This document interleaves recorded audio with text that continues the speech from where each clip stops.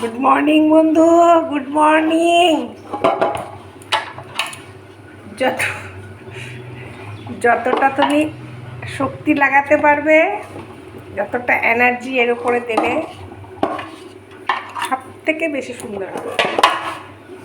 এটা সম্পূর্ণ এনার্জির উপরে। সেটাই আজকে তোমাদের কাছে দেখাচ্ছি। এই জিনিসটা একটা এমনই জিনিস, সবাই তো জানে, এটা পুরো এনার্জির উপরে। ঠিক আছে বন্ধু?